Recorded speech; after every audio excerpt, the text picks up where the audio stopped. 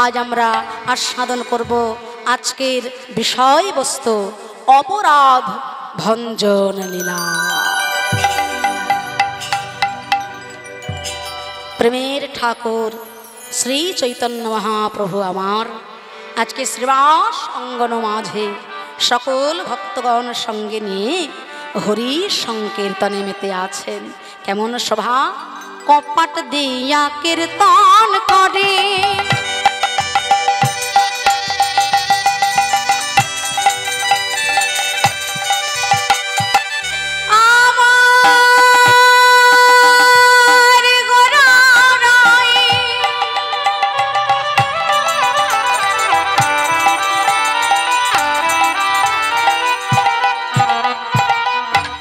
সচির নন্দন গরারই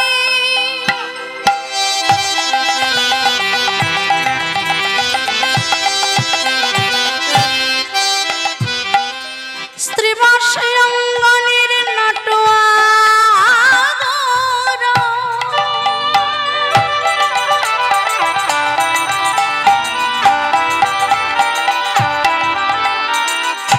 সকল ভক্ত গণচিত্ত চোর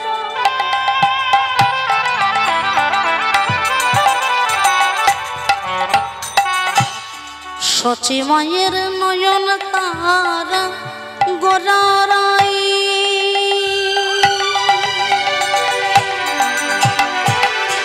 কপাট দিয়া কীর্তন করে ওই পরময়া বেশে কপাট দিয়া কীর্তন করে পরময়া বেশে।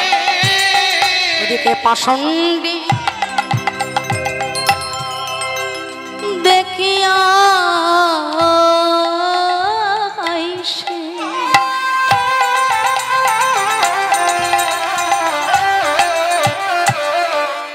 পদে প্রবেশে পাষণ্ডী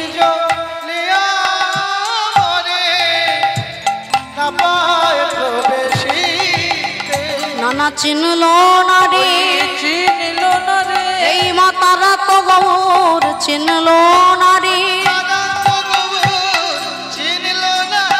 যারা অহংকারে মেতে রইল ভবে আমার করে হরিব হরিব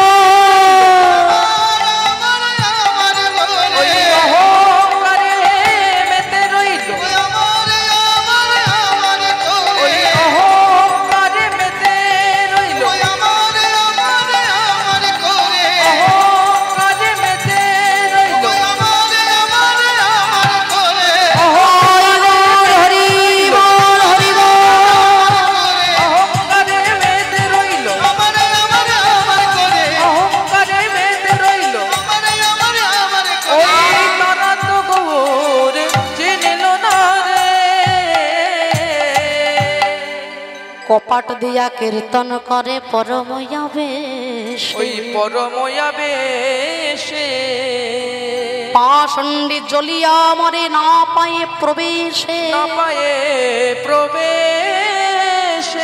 বহিরঙ্গ ভক্ত শনে প্রভু করেন নাম সংকীর্তন আর অন্তরঙ্গ ভক্ত শনে প্রভু করেন রস আস্বাদ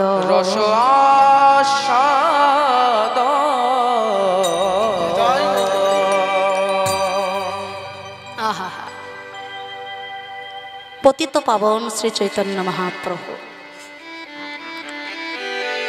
যার আঙিনায় বারে বারে নিতই নূতন ভাবে বিভাবিত হন, তার নাম কি একটু আগে বললাম, তার নাম শ্রীবাস। শ্রী কথার অর্থ শ্রী মানে সুন্দর, আর বাস কথার অর্থ বাসা বা ঘর। তাহলে আপনাদের এই গ্রামের মধ্যে সব থেকে সুন্দর বাড়িটা যার, সব থেকে বড় বাড়িটা যার, সেই বাড়িতেই কি মহাপ্রভু আছেন? অর্থাৎ শ্রীবাস কথার অর্থ বাইরের বাসাটা নয়, যার ভিতরের বাসাটা যত সুন্দর হয় বারে বারে ভগবান সেখানে এসে দাঁড়িয়ে পড়ে। তাই যদি না হবে, দুর্যোধনের তো কোনো অভাব ছিল না। 14 বছর সলেহপ্পায় রন্ধন করে ভগবানকে বলেছিলেন একদিন খেয়ে যেও আমার বাড়িতে। সাজিয়েছিলেন অনেক কিছু সেবার বস্তু, তাতে ছিল তার অহংকার, ছিল না ভক্তি ভালোবাসা। কি হচ্ছে বাবা ওদিকে? কি হলো? আস্তে আস্তে কথা নয় মা। তাই দুর্যোধনের ঘরের অত শত অন্ন ব্যঞ্জন 14 বছর সলেহপ্পেয় বর্জন করে বিদুরের স্ত্রীর কাছে শুকনো কলার খোসাগুলো খাওয়ার জন্য ভগবান নেমে এসেছে। ভক্তি যার গোবিন্দ তার। যদি হৃদয়ের সিংহাসন তার জন্য সাজানো যায়, তোমার বাইরের বাসা যতটা অসুন্দরী হোক না কেন, ভিতরের বাসাটা যদি সুন্দর করা যায়, ভগবান না এসে থাকতে পারে। কুরুক্ষেত্র মেদিনীতে যখন ধর্মের সঙ্গে অধর্মের যুদ্ধ হলো, জয়লাভ করলেন কারা? যথা ধর্ম তথা জয়। মহারাজ যুধিষ্ঠির বসলেন রাজ সিংহাসনে। ভগবান শ্রী গোবিন্দ আমার কুন্তি দেবীর কাছে হাত জোড় করে বলছেন, পিসিমা, এতদিন তোমাদের দুঃখ ছিল, বেদনা ছিল, কষ্ট ছিল, কিন্তু আমি তোমাদের সঙ্গ ছাড়া হই। কেন জানো? যারা সত্যের পথে থাকে, যারা ন্যায়ের পথে থাকে, যারা ধর্মের পথে থাকে, সে যত কষ্টেই থাকুক না কেন, একদিন না একদিন উদ্ধার হবে। তাই তো বাবা, অত বড় যুদ্ধক্ষেত্র, দুটি প্রধান চরিত্র আমাদের সমাজকে ভীষণ প্রকারের শিক্ষা দিয়ে গেল। ওই যুদ্ধ মেদিনীতে অনেকেই অনেক কিছু শিক্ষা আমাদের দিয়েছেন, কিন্তু সংসারী মানুষদেরকে, সমাজকে দুটি প্রধান চরিত্র, দুইজন আমাদেরকে খুব বড় শিক্ষা দিয়ে গেলেন। সেই দুজন কে বলুন তো বাবা? একজন হলেন দুর্যোধন, আর একজন হলেন যুধিষ্ঠির মহারাজ। আপনারা বলবেন দুর্যোধন আবার আমাদেরকে কি শিক্ষা দিল? হ্যাঁ, দিল শিক্ষা। কিসের অভাব ছিল তার? রাজকোষ, রত্ন ভাণ্ডার, দাস দাসী, হিরে মানিক মুক্ত, এত এত কিছু থাকা সত্ত্বেও অধর্মকে জীবনের সার করলো বলে, ন্যায় নীতি ভ্রষ্ট হলো বলে আজকে অত বড় রাজত্ব তো হারালোই। সকল আত্মীয় পরিজন সব হারা হয়ে, এতগুলো ভাই সবাইকে হারিয়ে অবশেষে অকালে নিজের জীবনটাই চলে গেল তার। ওদিকে যুধিষ্ঠির মহারাজ কিসের? পথের ভিখারি, বনে বনে বাস করে। 5 ভাই, মাত্র 5খানা গ্রাম চেয়েছিল। হ্যাঁ, উত্তর এসেছিল কি? বিনা যুদ্ধে নাহি দেব সুচক্র মেদিনী। যারা পথের ভিখারি, বনবাসী, বনের ফল মূল খেয়ে যাদের জীবন চলে, কিন্তু তাদের কর্মের দ্বারা, সত্য পথের দ্বারা, ন্যায় নীতি নিষ্ঠার দ্বারা, কৃষ্ণ চরণে অনুরাগের দ্বারা পথের ভিখারি থেকে রাজ সিংহাসন লাভ করে নিলেন। তাই না? তো এখান থেকে আমরাও শিক্ষা নেব, জীবনের কর্ম যদি সঠিক না থাকে বাবা, যত বড়ই নেতা মন্ত্রী রাজা জমিদার ব্যারিস্টার হই না কেন, পথ যদি সঠিক না থাকে একদিন নেমে আসতে হবে আমাকে মাটি। আর পথ যদি সঠিক থাকে, সত্যের থাকে, ন্যায়ের থাকে, নিষ্ঠার থাকে, পথের ভিখারি হলেও একদিন রাজ সিংহাসন পাওয়া যায়। তাই ভগবান কৃষ্ণ হাত জোড় করে কুন্তি দেবীকে বলছেন, পিসিমা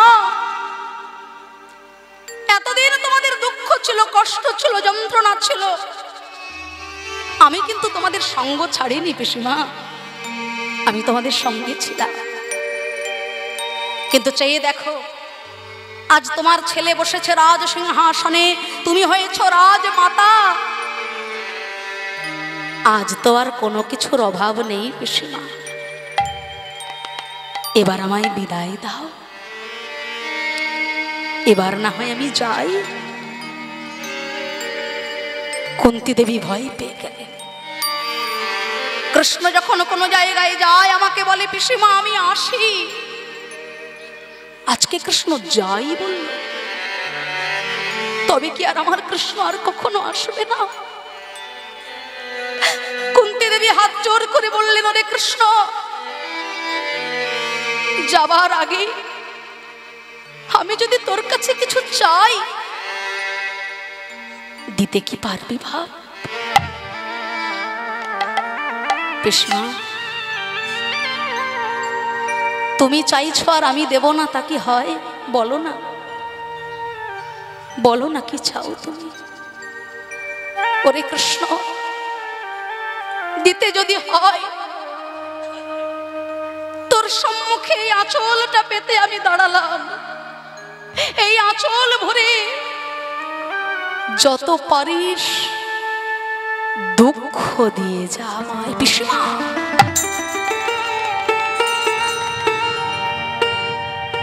চেয়ে দেখো জগৎটাকে, কত বড় বড় রাজা জমিদার, ভিখারি থেকে শুরু করে রাজা মহারাজা, সবাই আমার মন্দিরে এসে হাত জোড় করে দাঁড়ায় সুখের বাসনায়, সুখ পাবে বলে। আর সেই কৃষ্ণ আমি তোমার সামনে দাঁড়িয়ে আমার কাছ থেকে তুমি দুঃখ চেয়ে নিলে পিসিমা। কৃষ্ণ, জীবনে দুঃখ থাকলে যদি গোবিন্দ সঙ্গের সঙ্গী হয়, জীবনে কষ্ট থাকলে যদি কৃষ্ণ সঙ্গী হয়, তাহলে সারাটা জীবন আমি দুঃখের বোঝা মাথায় নিয়ে বয়ে বেড়াতে রাজি আছি।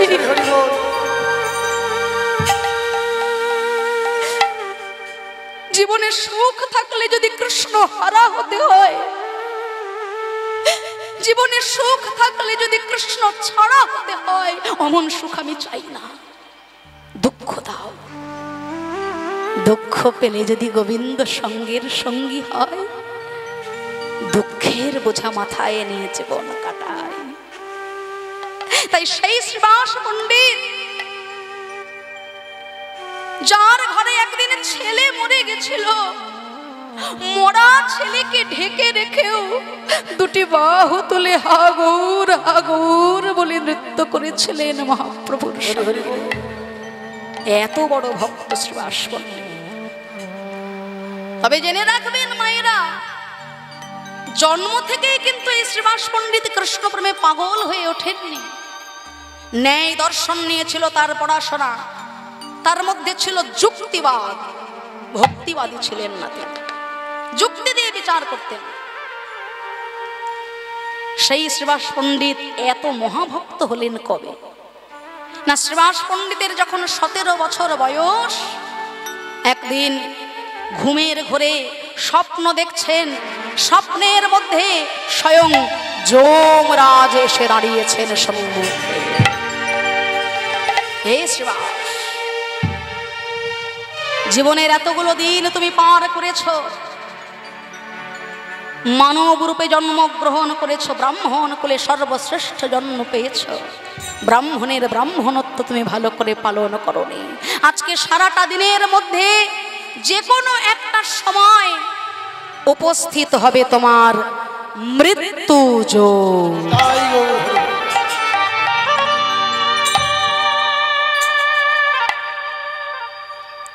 ভক্তমণ্ডলী, ভক্তিমতী মায়েরা,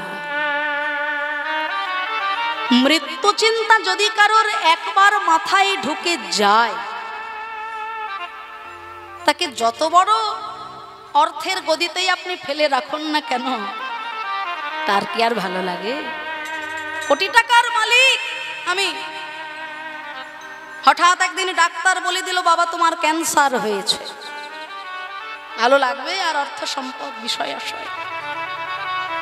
শ্রীবাস পণ্ডিতেরও মনে ভয় হয়ে গেল, সারাটা দিনের মধ্যে যে কোনো একটা সময় যমরাজ আসবেন আমাকে নিতে, হবে আমার মৃত্যু।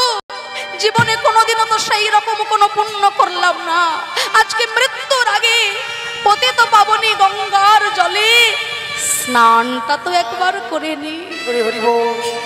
আর দেরি করলেন না, ছুটতে ছুটতে চলছেন পতিত পাবনী গঙ্গে, পতিত পাবনী গঙ্গে, হরি বল হরি বল।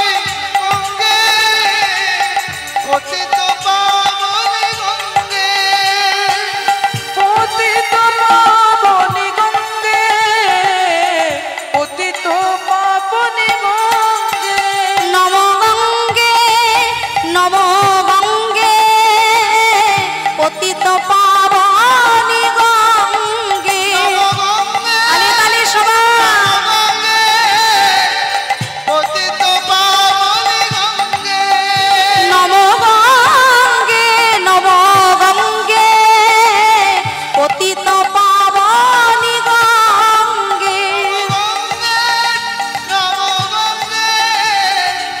পতিত পাবনী গঙ্গে, সদ্যো পাতক সংহন্তি,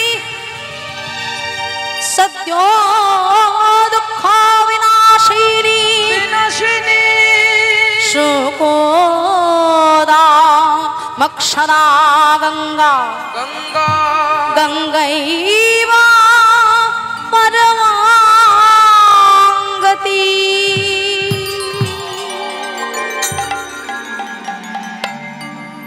গঙ্গা জলে স্নান করে ভেজা কাপড়ে নবদ্বীপের পথে ধীরে ধীরে চলেছেন। হঠাৎ সন্ধে পেলেন দেবানন্দ পণ্ডিত মহাশয় তার টোলের মধ্যে ছাত্রদেরকে শাস্ত্র শিক্ষা দিচ্ছেন। বরহা পীড়ং নটুমর বপু, নটবর বাবু, করনয় করণিকারা, কর্ণিকারা, বিব্রত বাসো কনক কপীশং, কপিশা, বৈজয়ন্তী চামালা, রন্ধ্রার বেণোরধর সুধয়া, শোধয়া, পূরৈ গোপা বৃন্দাयै, গোবিন্দা, বৃন্দারণ্যং स्वपद रमणं রমণা, प्राविशद गीत कीर्ति, प्राविशद गीत कीर्ति, प्राविशद गीत कीर्ति, प्राविशद गीत कीर्ति, प्राविशद गीत कीर्ति, प्राविशद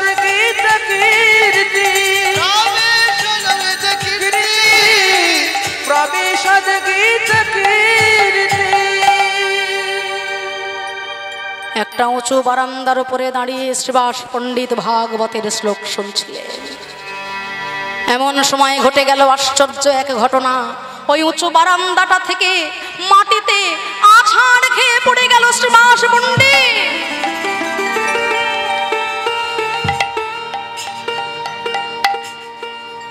মাটিতে পড়ে যাওয়ার সঙ্গে সঙ্গে অচৈতন্য হয়ে গেল শ্রীবাস। পণ্ডিত মশাই চমকে উঠলেন, আরে তোরা কে, কোথায় আছিস? ওর মুখে একটু জলের ছিটা দে। বাবা, কে তুমি? ওঠো, কথা বলো বাবা, কে তুমি? কি তোমার পরিচয়? শ্রীবাস পণ্ডিত ধীরে ধীরে চৈতন্য ফিরে পেল। হরি হরি বল। কেঁদে কেঁদে বলে, ওগো পণ্ডিত মহাশয়, পণ্ডিত মহাশয়, আজ অচৈতন্য হবার কালে আমি কি দেখলাম জানো? দেখলাম জানো, স্বয়ং যমরাজ এসে দাঁড়িয়েছেন আমার সম্মুখে। যমরাজ আমাকে বলছেন, ওরে শ্রীবাস, আজকে এই সময়টাই ছিল তোর মৃত্যুযোগ, কিন্তু গঙ্গার জলে স্নান করে ভাগবতের শ্লোক শুনেছিস তুই। ভাগবতের শ্লোক শোনাকালীন আমি তো তাকে জমালয়ে নিয়ে যেতে পারি না, তাই একটা ধাক্কা দিয়ে আমি তোকে জানিয়ে দিয়ে গেলাম যে আমি এসেছিলাম। কারণ আমি ধর্মরাজ, ধর্মের বাইরে আমি কিছু করতে পারি না। আমার ওই যমলোকে কারা কারা যায় শুনবি? জিহ্বান ভক্তি ভগবত গুণ নাম ধেয়ম, শীতশ্চনা স্মরতি তচ্চরণার বৃন্দম, কৃষ্ণং নমস্তে সচ্ছিরয়ে কদাপি দীনানয়র্ধাম আসতো কৃত বিষ্ণু কৃত্য। কৃষ্ণ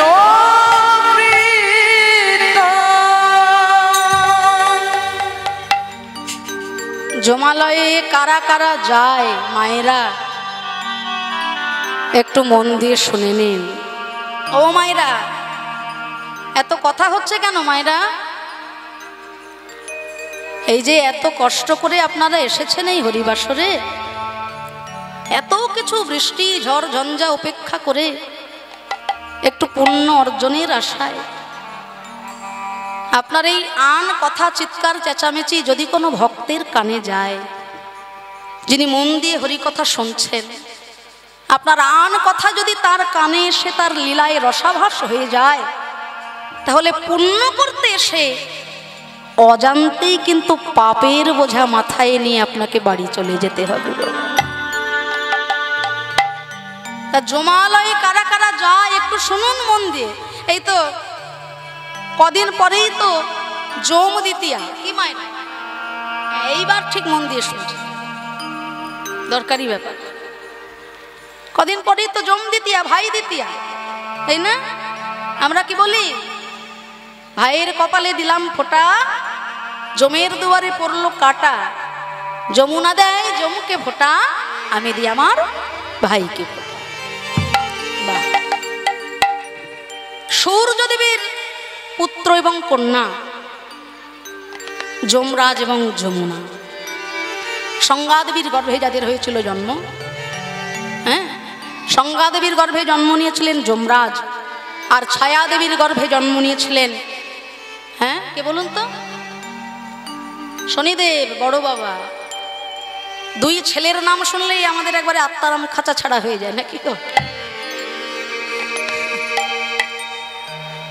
তা একদিন যমুনা, সে তো তার দাদাকে খুব ভালোবাসে, যমুনার মনে মনে বড় বাসনা যে দাদা আসবে বাড়িতে, প্রাণ ভরে তার সেবা করব, আমার নিজে হাতে রন্ধন করে যা যা আমি রাঁধতে ভালো পারি সব কিছু উপকরণ দিয়ে দাদাকে প্রাণ ভরে সেবা করা।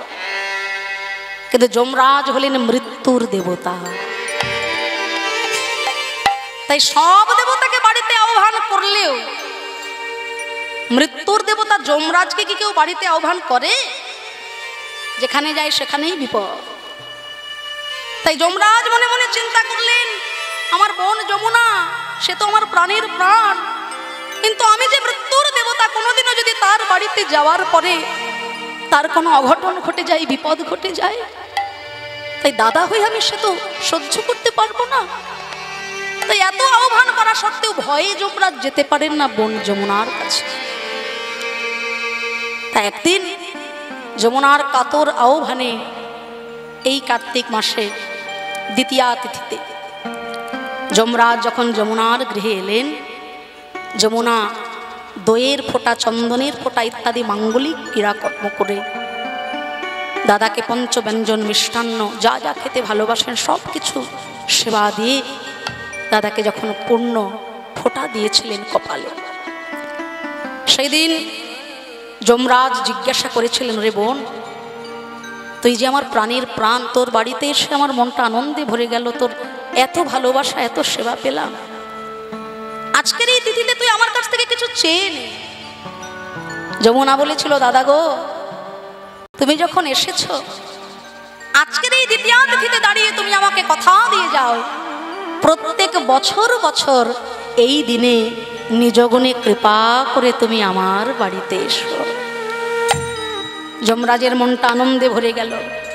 ভাই বোনের এই যে স্নেহ, এই স্নেহ যেন বাংলার প্রতিটা ঘরে ঘরে উপস্থিত হয়ে যায়।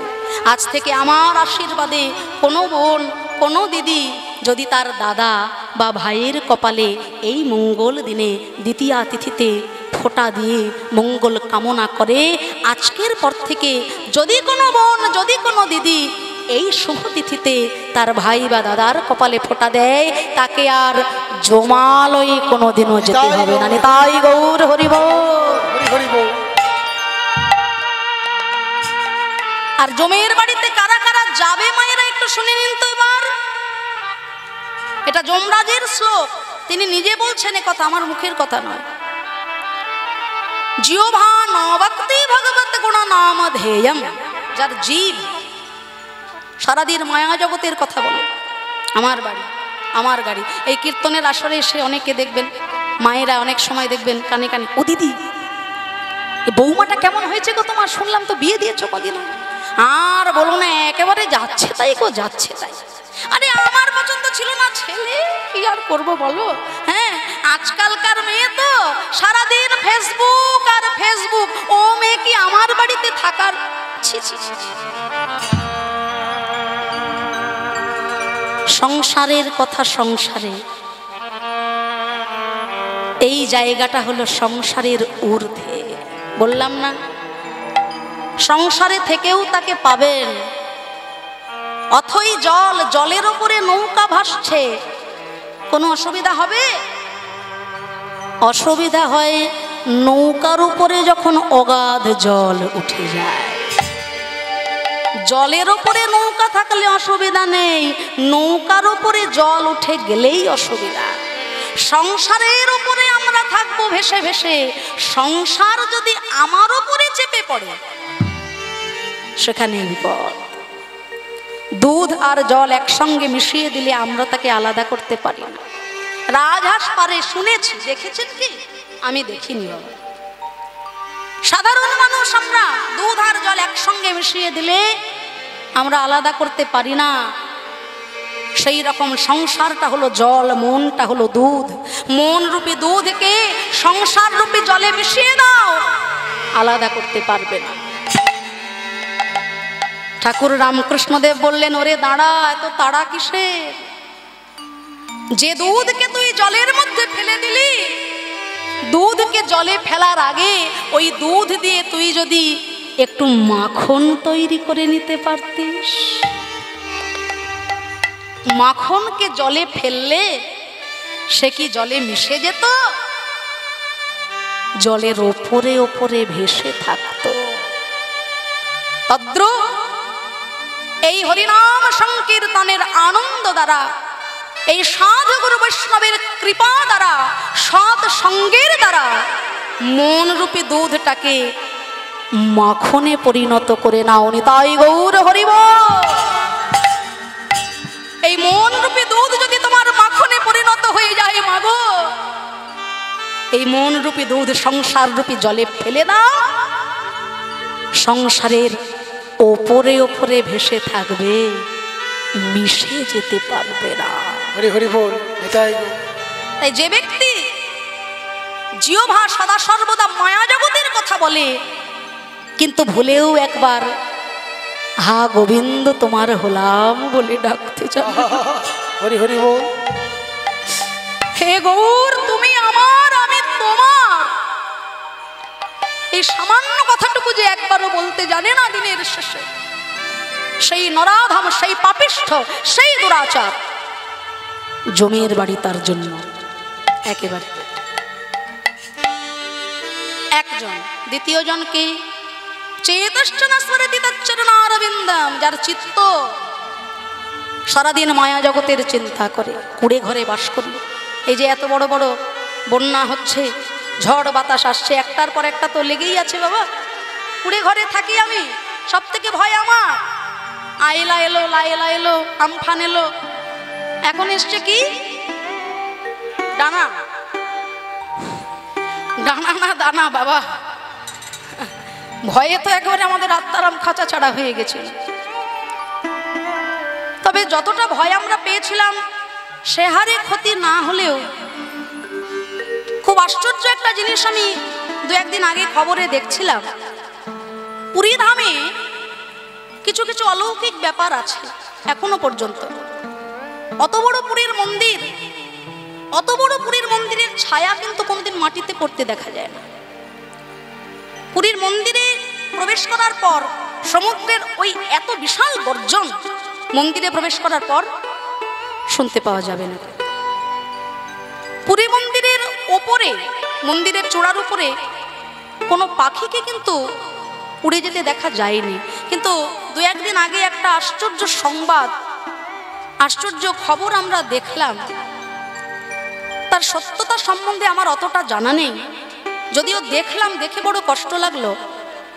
পুরী মন্দিরের ওপরে, মন্দিরের চূড়ার আশেপাশে অজানা অচেনা এক দল পাখি ঘুরে বেড়াচ্ছে।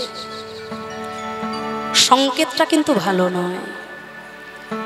কোনো অশুভ শক্তির বিকাশ ঘটলে পরে এই সংকেতগুলো পাওয়া যায়। তাই যে যুগে আমরা বাস করছি, এই যুগের নাম কি গো? কলিযুগের পরমায়ু কত? হ্যাঁ হ্যাঁ, কলিযুগের মানুষের নয়, এই যুগটার পরমায়ু কত? এই যুগটার, মানুষের নয়। কলিযুগটার পরমায়ু 4,32,000 বছর হলো কলিযুগের পরমায়ু। এই সংখ্যাটাকে দ্বিগুণ করলে দাপর যুগের পরমায়ু, 3 গুণ করলে ত্রেতা যুগের পরমায়ু, 4 গুণ করলে সত্য যুগের পরমায়ু। 4,32,000 বছর হলো কলিযুগের পরমায়ু। তার মধ্যে থেকে মাত্র 5,000 বছর বিগত হয়েছে, চলে গেছে। আমরা বলি কলির সন্ধ্যা, কলির সন্ধ্যা। না না না, কলির এখনো সকালটাই দেখে উঠতে পারলাম না আমরা। কলির এখনো সকালটাই দেখিনি, সবে কলির প্রভাব। এতে যদি এমন দশা হয় জগৎ সংসারের, তাহলে ঘোর কলিকালে কি অবস্থা হবে আমাদের ভেবে দেখুন তো। তাই এই যে সংকেত, যখন পৃথিবীতে অধর্মের শক্তি বেড়ে যায়, তখন ধর্মকে রক্ষা করার জন্য, দুষ্টের হাত থেকে সাধুদেরকে পরিত্রাণ করার জন্য, অধর্মের হাত থেকে ধর্মকে রক্ষা করার জন্য যুগে যুগে স্বয়ং ভগবান নেমে আসে। তাই গৌর হরি হরি বল। তাই গোবিন্দ ভরসা, এই সাধু সঙ্গ, সৎ সঙ্গ হতে কেউ বঞ্চিত হবেন না। যত বড় বাধা বিপদ বিপত্তি আসুক না কেন, তার রাঙা চরণ দুটোকে আশ্রয় করে বেঁচে থাকবেন। যদি ভক্তি থাকে, শ্রদ্ধা থাকে, ন্যায় নীতি নিষ্ঠা থাকে, সত্যের পথ জীবনে অবলম্বন করা হয়, যত বড়ই বিপদ আসুক না কেন, গোবিন্দ নিজ গুণে কৃপা করে পার করবেন। তাই গৌর হরি বল। তাই যার চিত্ত সদা সর্বদা মায়া জগতের চিন্তা করে, কুড়ে ঘরে থাকি, ওপরে যদি একটু ছাদ দিতে পারতাম, আমার থেকে সুখী আর কেউ হতো না। ভগবান কৃপা করে দিলেন একটা ছাদ, তাতে কি আমার আশাটা মিটে গেছে? না না, ছেলে তো বড় হয়েছে, ছেলের বিয়ে দেব, ঘরে নতুন বৌমা আসবে, আর একটা ঘর না হলে কি চলে? ঠাকুর এবার যেন দোতলাটা দিয়ে ফেলতে পারি, আর কিছু চাইব না।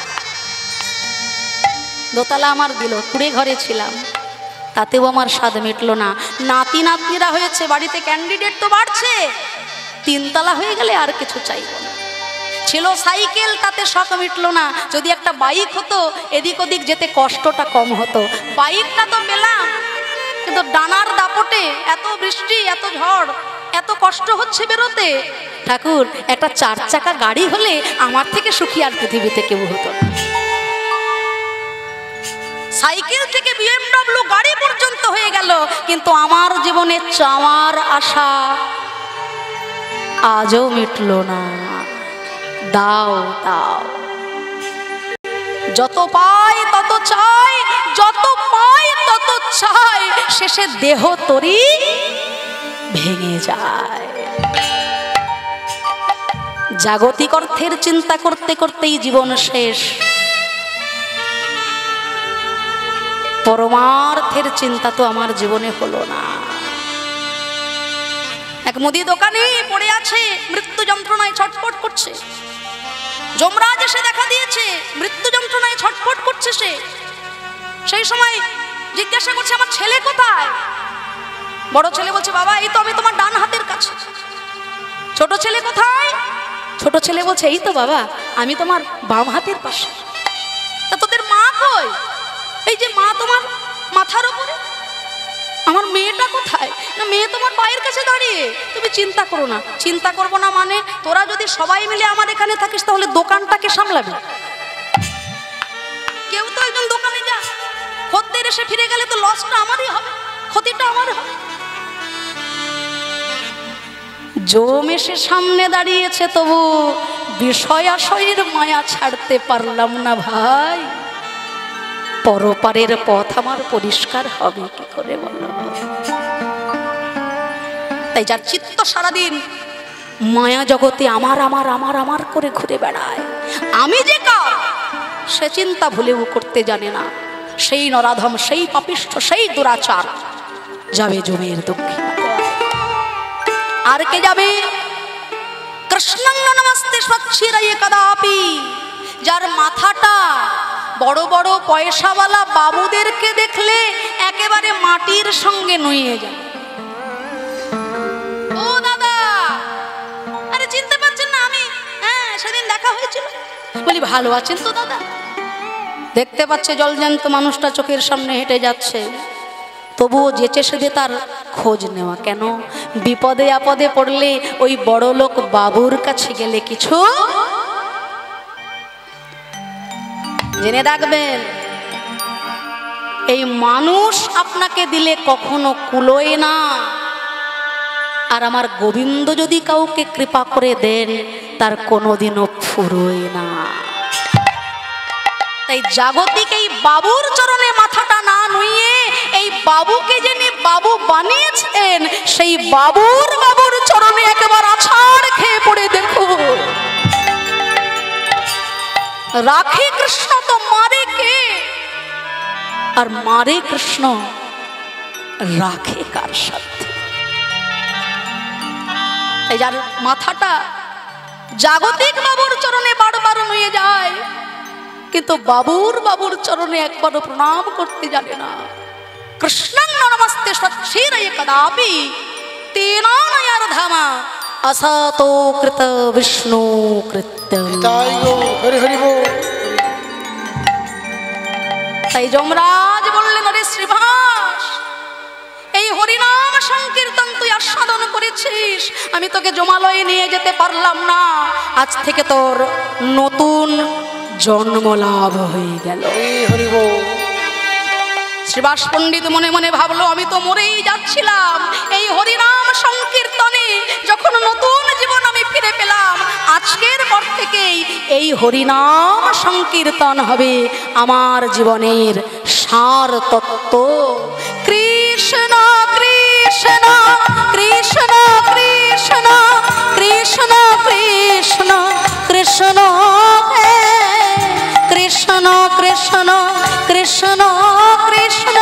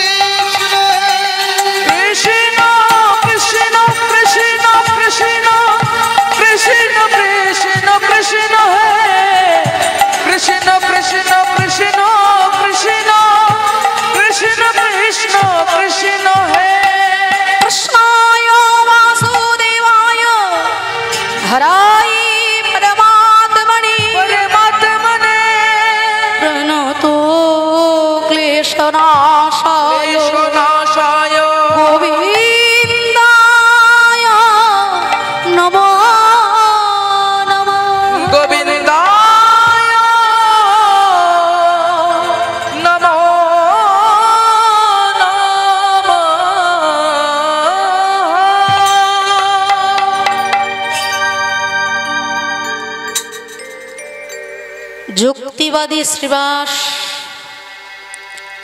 সেই দিনের পর থেকে এমনই ভক্তিবাদী হলেন, কায় মনোবাক্যে হরি ভজনই জীবনের সার তত্ত্ব। মহাপ্রভুর ছাড়া, হরিনাম সংকীর্তন ছাড়া জীবনে তার আর অন্য কোনো লক্ষ্য নাই। তাই সেই শ্রীবাসঙ্গনে প্রেমময় গৌর হরি করছেন হরি সংকীর্তন, কিন্তু শ্রীবাসঙ্গনের বাইরে হরি বিমুখী জন যারা, যারা আমার গৌর হরিকে ভালোবাসে না, যারা আমার গৌর নাম শুনতে জানে না, তারা কি এই হরিনাম সংকীর্তন ভালোভাবে নিল? হ্যাঁ, সামনে ভগবানকে দেখলেই কি কৃপা পাওয়া যায় বাবা?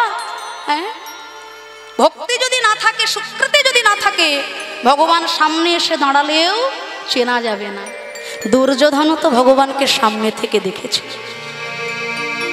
দেখেনি? দুর্যোধন ভগবানকে সামনে থেকে দেখেছিল, শিশুপালও তো ভগবানকে সামনে থেকে দেখেছিল। সুকৃতি না থাকলে ভগবান কাছে এসেও কৃপার ডালে নিয়ে দাঁড়াতে পারেন না। তাই সেই নবদ্বীপে তখনকার দিনে যখন গোড়া ব্রাহ্মণ সমাজ, ব্রাহ্মণদের কিছু কিছু গোড়ামি এতটাই ছিল, তারা মহাপ্রভুর ওই হরিনাম সংকীর্তন সম্বন্ধে কুৎসা রটনা করতে শুরু করে দিল। এই যে ভাইয়া বলি, নবদ্বীপে নিমাই বেটার এইসব পাগলামি আর কদিন চলবে? হ্যাঁ, আরে বাবা, হরিনাম হরিনাম করে একবারে নবদ্বীপটাকে জ্বালিয়ে খেলে। আরে বাবা, আমরা ব্রাহ্মণ পণ্ডিত, নিচু জাতের ছায়া মারালে আমাদের গঙ্গা নাইতে হয়। আর নিমাই বলে কি, মুচি হয়ে শুচি হয় যদি কৃষ্ণ ভজে, আর ব্রাহ্মণ হয়ে চণ্ডাল হয় যদি কৃষ্ণ তেজে। এত বড় স্পর্ধা এটা হতে পারে? তখনকার দিনে দাঁড়িয়ে মহাপ্রভু এত বড় কথাটা বলেছিলেন, মুচি হয়েও শুচি হয় যদি কৃষ্ণ ভজে, আর ব্রাহ্মণ হয়ে তুমি চণ্ডাল যদি কৃষ্ণ ভজন তোমার না থাকে। আমি ব্রাহ্মণ, সবাই আমাকে প্রণাম করে, ভক্তি করে, শ্রদ্ধা করে, আমি বর্ণ শ্রেষ্ঠ, অথচ সারাদিন আমি মদ খেয়ে নর্দমার ধারে উল্টে পড়ে আছি। আমি বর্ণশ্রেষ্ঠ হলাম? আমার থেকে বর্ণশ্রেষ্ঠ সেই মুচির ছেলেটা যে দিনের শেষে দুটি নয়ন জলে বুক ভাসিয়া গোবিন্দ তোমার হলাম বলে ডাকতে জানে। তাই ব্রাহ্মণ কুলে শুধু জন্মটুকুই নিলে হবে না, বর্ণশ্রেষ্ঠ হয় ব্রাহ্মণ। ব্রাহ্মণ স্বয়ং ভগবানেরও প্রিয়। ভগবানের প্রণাম মন্ত্রটা একবার বলে দেখবেন, নমো ব্রহ্মণ্য দেবায় গো ব্রাহ্মণ হিতায় চ, জগৎ হিতায় কৃষ্ণায় গোবিন্দায় নমো নমঃ। ব্রাহ্মণকে ভগবান উচ্চ আসনে রেখেছেন, কিন্তু কোন ব্রাহ্মণ? মদ খেয়ে মাতাল হয়ে নর্দমার ধারে উল্টে পড়ে থাকা ব্রাহ্মণ নয়। যে ব্রাহ্মণ ত্রিসন্ধ্যা গায়ত্রী মন্ত্র জপ করবেন, যে ব্রাহ্মণ তার জীবনের লক্ষ্যটা বজায় রাখবেন। ব্রাহ্মণের লক্ষ্য কি? নবগুণ জীবনে থাকলে পরে তবে হওয়া যায় ব্রাহ্মণ। আপনারা সবই জানেন, ব্রাহ্মণের কাঁধে যে পৈতেটা থাকে, সাধারণত তাতে কটা সুতো থাকে? 9টি সুতো। এই 9টি সুতো ব্রাহ্মণ যতবার তার কাঁধের পৈতে দেখবে, তার 9টা গুণের কথা বারবার মনে পড়বে। শ্রীমদ্ ভাগবত বলছে, সম দম তপ শৌচ ক্ষান্তি আর্জবমেব চ জ্ঞানম বিজ্ঞানম আস্তিক্যম ব্রহ্মধর্ম স্বভাব চ। এই 9টি গুণ যার মধ্যে বিদ্যমান, সম মানে অন্তরিন্দ্রিয় সংযম, দম মানে বহিরিন্দ্রিয় সংযম, তপ মানে তপস্যা, ক্ষান্তি ক্ষমা করা, আর্জবমেব চ সরলতা, জ্ঞানম শাস্ত্র জ্ঞান, বিজ্ঞানম শাস্ত্রের অতীত জ্ঞান, আস্তিক্যম বিশ্বাস রাখা। এই 9টি গুণ যার মধ্যে বিদ্যমান, সে হবে ব্রাহ্মণ বর্ণ শ্রেষ্ঠ। তাই ব্রাহ্মণ যেমন তেমন হলে চলবে না। তখনকার দিনে দাঁড়িয়ে মহাপ্রভু এত বড় কথা বলেছিলেন, আর যারা গৌর মানে না, যারা হরিনাম সংকীর্তন মানে না, তারা বলছে এই যে ভাই, নিম গাছের তলায় জন্ম হয়েছে বলে সোহাগ করে সবাই নাম রেখে দিলে নিমা। আরে বাবা, নিম গাছের তলায় জন্ম হলে কারোর নাম যদি নিমাই হয়ে যায়, তাহলে নবদ্বীপে যদি কারোর জাম গাছের তলায় জন্ম হয়, তাহলে তার নাম জামাই।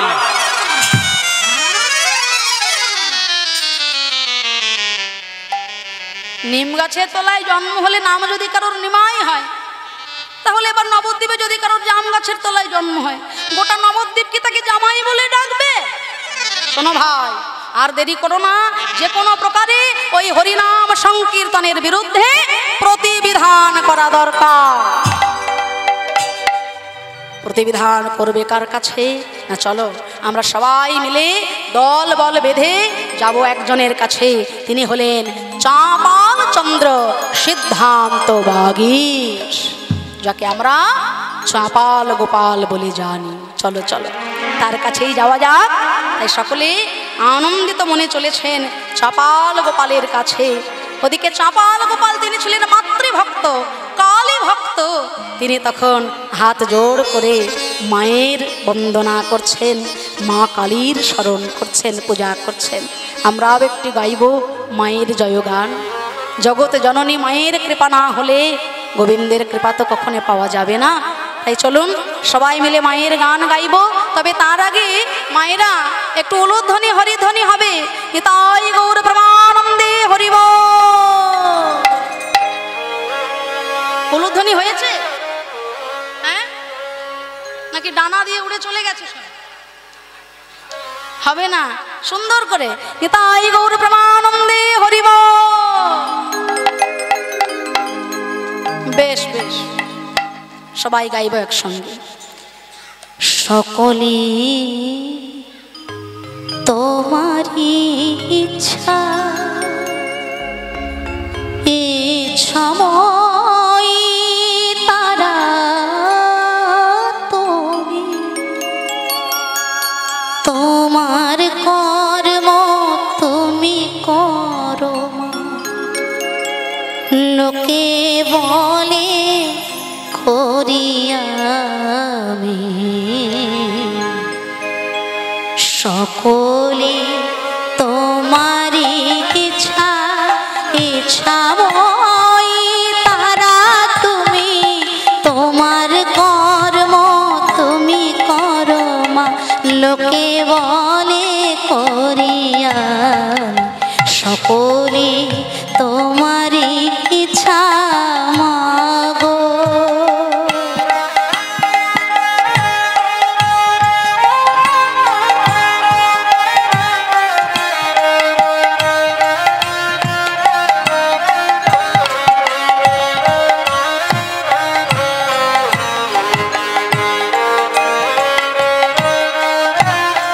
সকলে তোমারই ইচ্ছা মাগো। जय जय काली माई की, जय जय काली माई की, जय जय काली माई की। মন প্রাণ দিয়ে চাপাল গোপাল করছেন জগন্মাতা, জগদীশ্বরী, জগৎ জননী মায়ের আরাধনা। মায়ের কৃপা না হলে গোবিন্দ ভজন আমার হবে না। আশ্রয় করিয়া ভজে তারে কৃষ্ণ নাহি ত্যাজে, আর সব মরে অকারণ। ভগবানও যখন বৃন্দাবনে লীলা করছেন, এমনকি সর্বলীলার মুকুটমণি রাসলীলা যখন ভগবান করছেন, শ্রীমদ্ ভাগবত বলছে ভগবানও স্মরণ করলেন। ভগবান अपि तारात्रि शारदत फुल्ल मल्लिका विक्षरन्तु मनुश्चक्रे योग मायामुपाश्रिता। ভগবান যোগ মায়াকে স্মরণ করলেন। যোগ মায়ার কৃপা ছাড়া তিনি হলেন গুরু স্বরূপিণী। গুরু ছাড়া তো গোবিন্দ পাওয়া যায় না। কৃষ্ণরুষ্ট হইলে গুরু রাখিবারে পারে, কিন্তু গুরুরুষ্ট হইলে তারে কৃষ্ণ রাখিবারে না রে। এই তো কদিন পরেই জগৎ জননী মায়ের পূজা, দীপাবলি। হ্যাঁ, তাই যে দীপাবলি স্বয়ং রামচন্দ্র 14 বছর বনবাস জ্ঞাপন করে রাবণ বধ করে তিনি যেদিন ফিরেছিলেন অযোধ্যা নগরে, সকল অযোধ্যাবাসীর প্রাণের প্রাণ ছিল মর্যাদা পুরুষোত্তম ভগবান শ্রী রামচন্দ্র। তা যে রাজত্বে যেখানে রামচন্দ্র নাই, প্রভু রাম নাই, পূর্ণ ব্রহ্ম স্বয়ং ভগবান যেখানে নাই, অযোধ্যাবাসীগণ সেই দুঃখে তাদের ঘরে প্রদীপ প্রজ্বলিত পর্যন্ত করে আধারে বসেছে। কিন্তু যেদিন প্রভু রামচন্দ্র রাবণ বধ করে 14 বছর বনবাস জ্ঞাপন করে পিতৃসত্য পালন করে যেদিন ফিরেছিলেন অযোধ্যা নগরে, আগের দিন হনুমান সবাইকে সেই সংবাদ পাঠিয়ে দিয়েছিলেন। আর সেই সংবাদ পেয়ে সকল অযোধ্যাবাসীগণ সারি সারি প্রদীপ প্রজ্বলিত করেছিলেন প্রভু রামচন্দ্র আসবেন বলে। হরি হরি বল। আলোয় আলোকিত হয়ে গেছিল প্রদীপের শিখায় সমস্ত অযোধ্যা নগর, যেন প্রভু রামচন্দ্র মাতা সীতা দেবী সহ প্রভু লক্ষ্মণকে আহ্বান জানাচ্ছে। সেই আনন্দে প্রদীপ ঘরে ঘরে প্রজ্বলিত, প্রদীপের মালা সৃষ্টি করেছিল। ঘরে ঘরে এত প্রদীপ প্রজ্বলিত করে প্রভুর আসার পথ আলোয় আলোকিত হয়ে গেছিল। সেই দীপাবলি উৎসব সেদিন সকলে মিলে পালন করেছিলেন। তা ভগবান রামচন্দ্র এসেছিলেন ভক্তের কাছে। তিনি যখন অযোধ্যায় ফিরে এলেন, সকল অযোধ্যাপুরী আবার আনন্দে হয়ে গেছিল, আত্মহারা। তাই আজকে চাপাল গোপাল দেখছে যে তার আঙিনা এসেছে বৈষ্ণব ভক্তের দল। বলুন বলুন ব্রাহ্মণগণ, আমি আপনাদের কি সেবা করতে পারি? না না, আমরা বৈষ্ণব নই, আমরা বৈষ্ণব নই, আমরা ব্রাহ্মণ সমাজ। তুমি জানো না, এই যে ঘরের বাইরে সারাদিন রাত ব্যাপী পাগলের মতো হরি সংকীর্তন চলছে, শুধু কি তাই, রাত্রিবেলা ওই নাটের গুরু শ্রীবাস পণ্ডিতের ঘরের ভেতরে ঢুকে দরজা বন্ধ করে ওরা করছে হরিনাম। এই যে অপব্যাখ্যা হয়ে গেল। দরজা বন্ধ করে হরিনাম কেন? এর একটা কারণ আছে। বহিরঙ্গ ভক্ত শোনে প্রভু করেন নাম সংকীর্তন, আর মহাপ্রভু যখন সেই ব্রজভাবে ভাবিত হয়ে যান, যেহেতু রাধাকৃষ্ণ মিলিত তনু তিনি, কখনো তার মধ্যে রাধা ভাব, কখনো কৃষ্ণ ভাব, সেই ব্রজভাবে যখন তিনি বিভাবিত হয়ে যান, সেই অন্তরঙ্গ ভক্ত বাইরের ভক্তরা বুঝতে পারবে। মনে করুন আপনাদের গ্রামে সব থেকে বড় গণ্যমান্য একজন ব্যক্তি, মনে করুন গ্রামের একজন হাই স্কুলের মাস্টার মশাই, সবাই তাকে প্রণাম করে, সম্মান করে। তা সেই গণ্যমান্য ব্যক্তিটা আজকে যদি ভর দুপুরবেলা আপনাদের এই রাস্তা দিয়ে, এই পথ দিয়ে মেয়েদের একটা শাড়ি পরে মাথায় ঘোমটা দিয়ে মেয়েদের মতো অঙ্গভঙ্গি করতে করতে পথে হেঁটে চলে যায়, আমরা কি তাটা ভালোভাবে নেব? ভাববো নিশ্চয়ই মানুষটার মাথা খারাপ হয়ে গেছে, বিভ্রান্ত হয়ে গেছে। এটা পুরুষ মানুষ, সে কেন নারীর বেশে রাস্তা দিয়ে এইভাবে অঙ্গভঙ্গি করবে? মানুষ মতিভ্রম হয়ে যাবে, তারা বুঝতে পারবে না, চিনতে পারবে না, জানতে পারবে না, কটূক্তি করবে। তাই সেই জন্য মহাপ্রভু যখন ব্রজভাবে হতেন বিভাবিত, অন্তরঙ্গ ভক্তগণ বাইরের দরজা বন্ধ করে দিতেন। তাই সেই রকম ভাবে দরজা বন্ধ করে মহাপ্রভু করছেন হরিনাম সংকীর্তন। কিন্তু চাপাল গোপাল তা বুঝতে পারল না। ঘোর অন্ধকারে, রাতের অন্ধকারে শ্রীবাস অঙ্গনের বাইরে এসে দেখতে পেল দরজা বন্ধ করে হচ্ছে আনন্দ সঙ্গে শ্রীবাস অঙ্গনের বাইরে মদ্যভাণ্ড, পাঠার মাথা, রক্ত চন্দন, জবার মালা দিয়ে করছেন ভবানী পূজা। শ্রীবাস অঙ্গনের বাইরে ভবানী পূজা করে চাপাল গোপাল মনে ভাবল, উপযুক্ত শাস্তি দিলাম ওই বৈষ্ণব শ্রীবাস পণ্ডিতকে। আনন্দে নাচতে নাচতে সে ফিরে গেল ঘরে। ওদিকে শ্রীবাস অঙ্গনের ভিতরে প্রেমময় গৌর হরি অন্তরে অন্তরে বুঝলেন সবই। ধীরে ধীরে প্রভাত হলো। প্রভু আমার বললেন, ওগো শ্রীবাস, ওগো হরিদাস, প্রভাত হয়েছে, এসো সবাই মিলে দুটি বাহু তুলে আমার সঙ্গে বলো তো দেখি, ভজ শ্রীকৃষ্ণ কহ শ্রীকৃষ্ণ, লহ শ্রীকৃষ্ণের নাম রে। ভজ শ্রীকৃষ্ণ কহ শ্রীকৃষ্ণ, লহ শ্রীকৃষ্ণের নাম রে। ভজ শ্রীকৃষ্ণ কহ শ্রীকৃষ্ণ, লহ শ্রীকৃষ্ণের নাম রে। যে জনা শ্রীকৃষ্ণ ভজে সে হয় আমার প্রাণ রে। বাহু তুলে সবাই, কৃষ্ণ ভজে সে হয় আমার প্রাণ রে।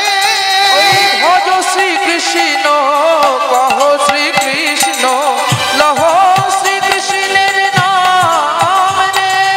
ভজ শ্রীকৃষ্ণ কহ শ্রীকৃষ্ণ, লহ শ্রীকৃষ্ণের নাম রে। ও শ্রীবাস তুমিও বলো, তুমিও বলো।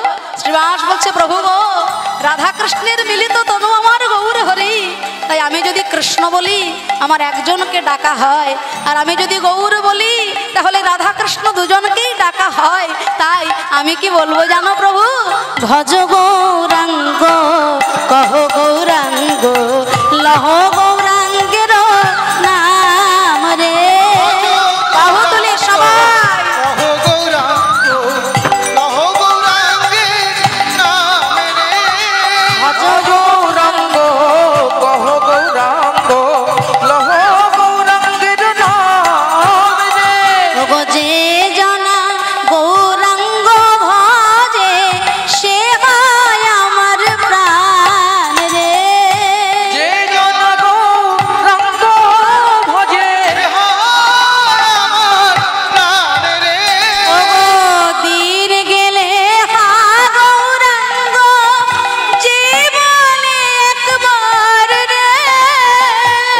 তিনি গেলে গৌরাঙ্গ যে বলে একবার রে। ও গো দিন গেলে হা গৌরাঙ্গ জীবনে একবার রে। তিনি গেলে গৌরাঙ্গ যে বলে একবার রে। অবশ্যে জনা আমার হয়, আমি হই তার রে। ভজ গৌরাঙ্গ কহ গৌরাঙ্গ, হরি বল হরি বল। গৌরাঙ্গের নাম রে। ভজ গৌরাঙ্গ কহ গৌরাঙ্গ, লহ গৌরাঙ্গের নাম রে। ওই ভজ গৌরাঙ্গ কহ গৌরাঙ্গ, লহ গৌরাঙ্গের নাম রে। ভজ গৌরাঙ্গ কহ গৌরাঙ্গ, লহ গৌরাঙ্গের নাম রে। ও গো যে জনা গৌরাঙ্গ হরি বল হরি বল। যে জানা গৌরাঙ্গ ভজে হয় আমার প্রাণ রে। ভজ গৌরাঙ্গ কহ গৌরাঙ্গ, লহ গৌরাঙ্গের নাম রে। ভজ গৌরাঙ্গ কহ গৌরাঙ্গ, লহ গৌরাঙ্গের নাম রে। শ্রীবাস ওই দেখো প্রভাত হয়েছে, ধীরে ধীরে তুমি দরজা খুলে দাও, আমাকে নগর সংকীর্তনে বেরোতে হবে। শ্রীবাস চলেছেন দরজা খুলতে, ভজ গৌরাঙ্গ কহ গৌরাঙ্গ, লহ গৌরাঙ্গের নাম রে। এই এই এই খুলে দিলাম। এ কি? প্রভু গো, এ আমি কি দেখছি? প্রভু গো,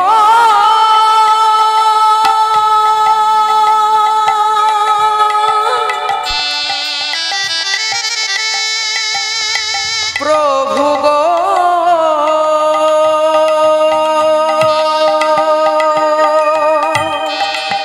ও গো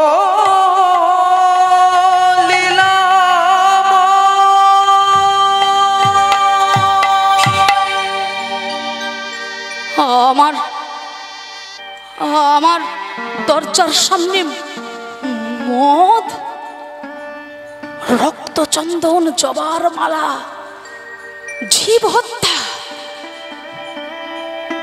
দেখে যাও নদিয়াবাসী, নিত্য রাত্রে করি আমি ভবানী পূজন। আমার মহিমা দেখো ব্রাহ্মণ সহ্য। লুকিয়ে লুকিয়ে হাড়ি ডোম ডেকে এনে সকল কিছু পরিষ্কার করে দিলে। অন্তর্যামী গৌর হরি ডেকে বললেন, ওগো শ্রীবাস, এই জগতে সকল অপরাধের ক্ষমা হয়, কিন্তু বৈষ্ণবের চরণে অপরাধীর কোনো ক্ষমা হবে না, কোনো ক্ষমা হবে না, কোনো ক্ষমা হবে না। এই জগতে কাউকে কাঁদালে কাঁদিতে হয়।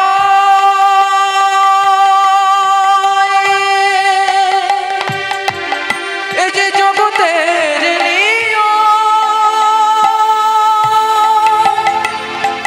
জগতের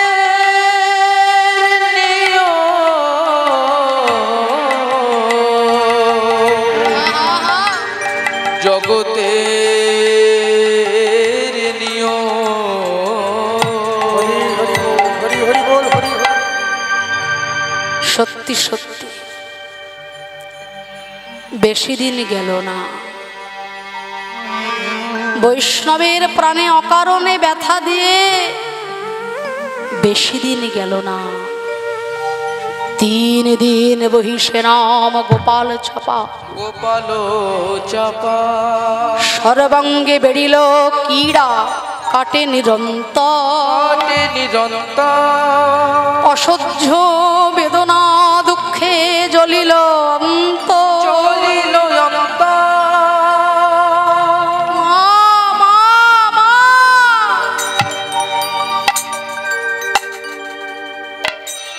সারা জনম করেছি তোর আরাধনা, আজকে তোর পূজার পুষ্পাঞ্জলি তোলার ক্ষমতা আমার নেই। আমার সারা গায়ে অসহ্য জ্বালা, অসহ্য যন্ত্রণা, চোখের সামনে ফুসকুড়ি হচ্ছে, ফুসকুড়িগুলো পেকে ফেটে পুঁজ রক্তে ভরে যাচ্ছে আমার সারাটা শরীর।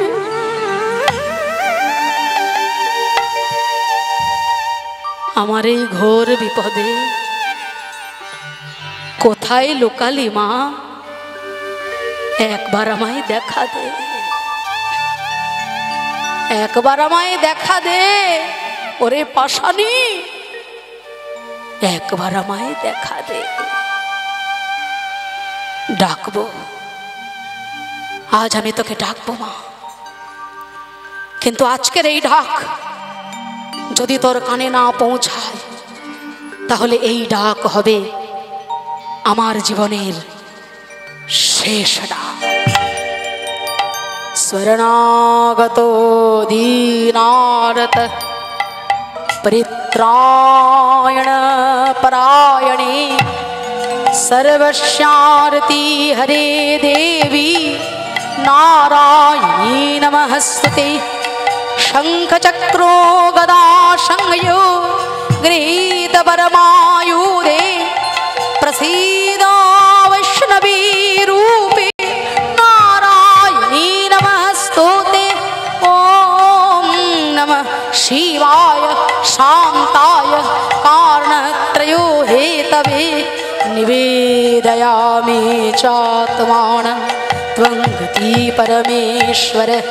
जयन्ती मंगला काली भद्रकाली कपालिनी दुर्गा शिवा क्षमाधात्री स्वाहा स्वधा नमस्तुते। या देवी सर्वभूतेषु विष्णुमायेस्तबलिका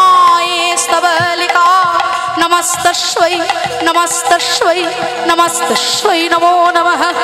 या देवी सर्वभूतेषु चेतनित्या विनीयते नमस्तस्यै नमस्त নমস্তস্যৈ নমো নমঃ या देवी सर्वभूतेषु बुद्धिरूपेण संस्थिता नमस्तस्यै नमस्तस्यै नमस्तस्यै नमो नमः या देवी सर्वभूतेषु दयारूपेण संस्थिता नमस्तस्यै नमस्तस्यै नमस्तस्यै नमो नमः या देवी सर्वभूतेषु सर्वमुक्ति प्रदायिनी नमस्तस्यै नमस्तस्यै नमस्तस्यै नमो नमः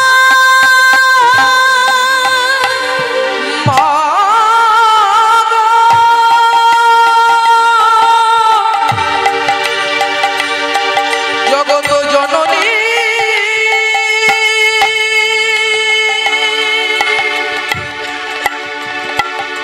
দেখা দাও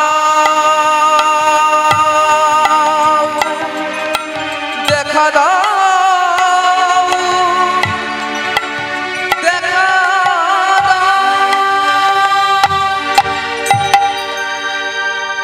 देवी प्रपन्नार्ति हरि प्रसीद आविर्भूताहलेन कत्तायनी महामाया दिके दिके प्रज्वलित हलमङ्गलध्वनियालोकराशि धरणीर बहिराकाशे भक्तेर कण्ठे बेजे उठल मङ्गलध्वनि शङ्खध्वनि उलूध्वनि जयध्वनि कलोर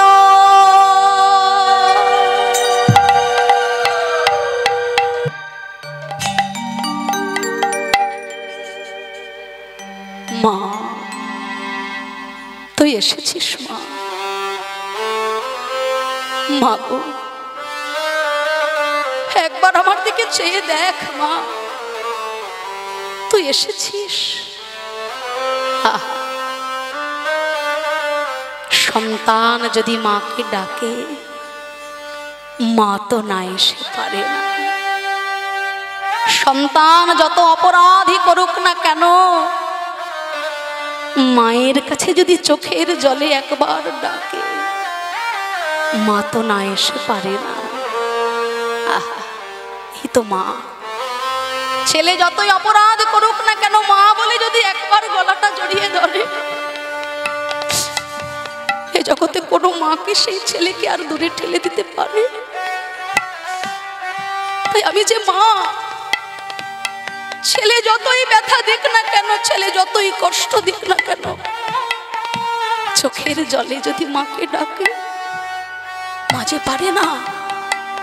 মাঝে পারে না সেই ছেলেকে রেখে দূরে থাকতে কথা প্রসঙ্গে দুটো কথা বলি বাবা ডক্টর মহানামব্রত ব্রহ্মচারী যখন আমেরিকায় গিয়ে বক্তৃতা দিচ্ছেন আমাদের সনাতন ধর্ম সম্বন্ধে তিনি বলছেন জানেন সনাতন ধর্মে এমনও দেখা গেছে আচণ্ডালীও পর্যন্ত প্রেম দান করেছে আচণ্ডালী প্রেম দান সনাতন ধর্মের নিয়ম তা সেই আমেরিকাবাসী একজন নারী একজন মা তিনি উঠে দাঁড়িয়ে বলেছিলেন যে আপনি আপনাদের দেশ সম্বন্ধে এত কিছু বলতে এসেছেন কিন্তু আপনাদের ওই দেশে তো বস্ত্রবিহীন নারী মূর্তি পূজিত হয় তা যে দেশের হয়ে আপনি এত বড় বড় ভাষণ দিচ্ছেন সেই দেশে এটা কি উচিত ভদ্র সমাজে সভ্য সমাজে একজন বস্ত্রবিহীন নারী মূর্তি যাকে আপনারা মা বলে পুজো করছেন মা কালী ডক্টর মহানামব্রত ব্রহ্মচারী কত সুন্দর উত্তর দিলেন সেই মাকে যে মা গো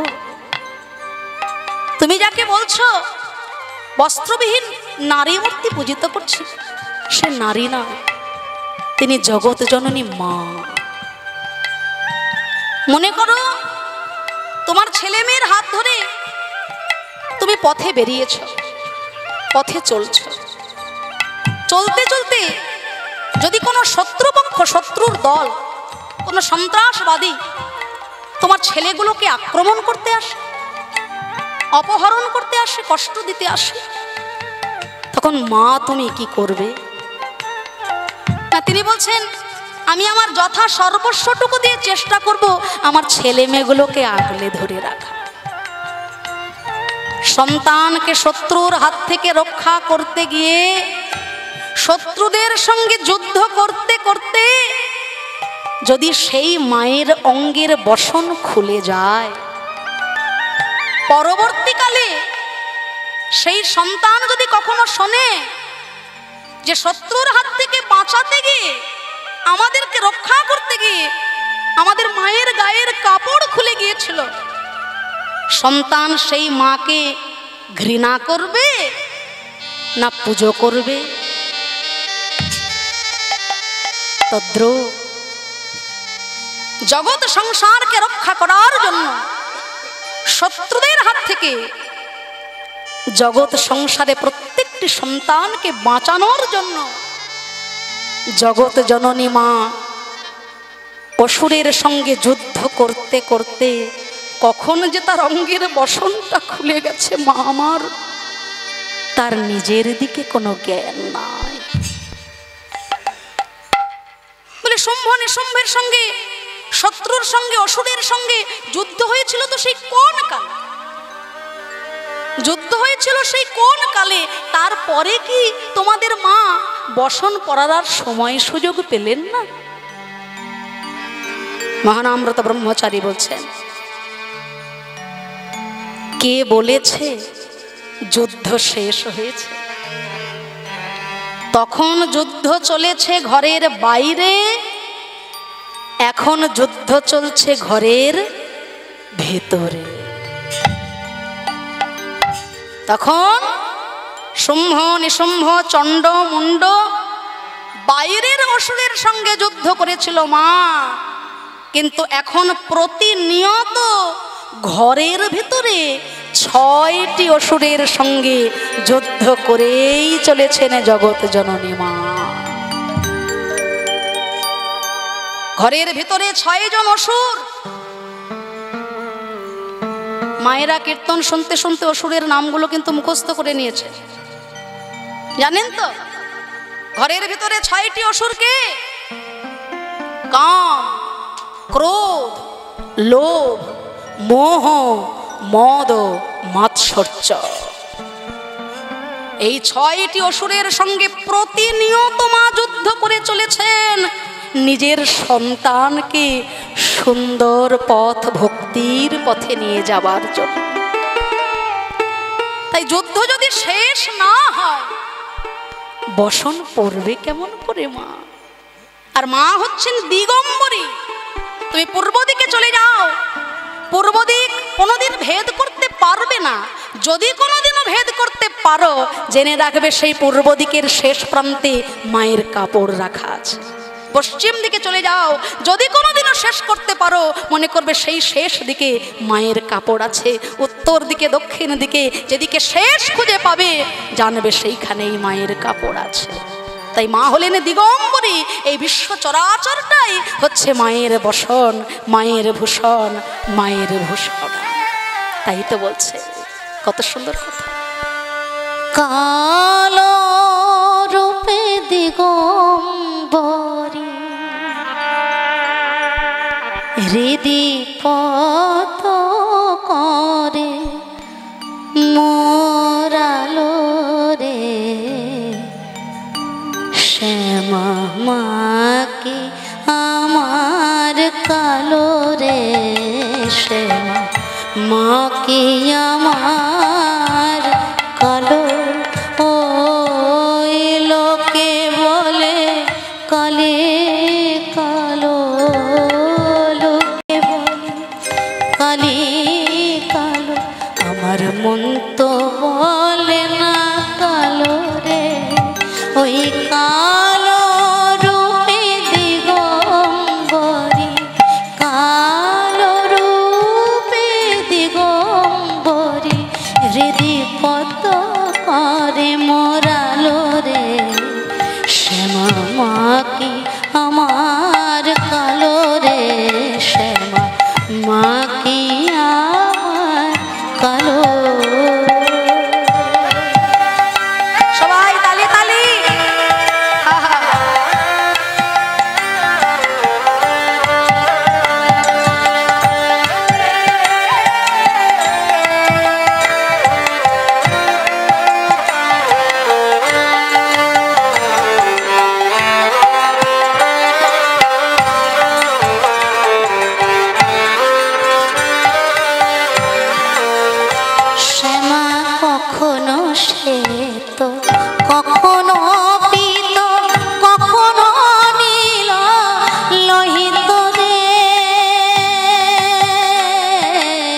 কখনো শ্বেত কখনো পীত কখনো নীল লোহিত রে।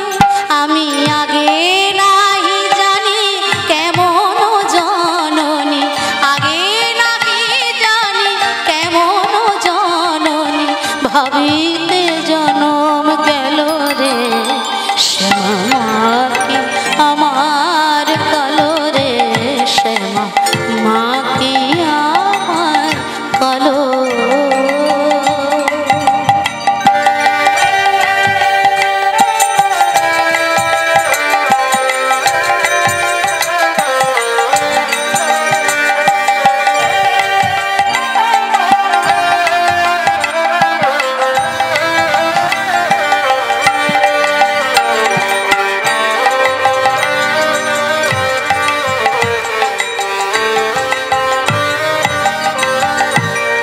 শ্যামা কখনো পুরুষ কখনো প্রকৃতি কখনো শূন্য রূপারে, কখনো পুরুষ কখনো প্রকৃতি কখনো শূন্য রূপারে। মায়ের সে ভাব ভাবিয়া কমলাকান্ত, সে ভাব ভাবিয়া কমলাকান্ত সহজে পাগল হলো রে শ্যামা মা কি আমার কালো রে, শ্যামা মা কি আমার কালো। ওই লোকে বলে কলে কালো, ওই লোকে বলে কালে কালো, আমার মন তো বলে না কালো রে। কালো রূপে দিগম্বরী, কালো রূপে দিগম্বরী, হৃদি পদ্ম করে মোরালো রে শ্যামা মা কি আমার কালো রে, শ্যামা মা কি আমার কালো রে, শ্যামা মা কি আমার কালো।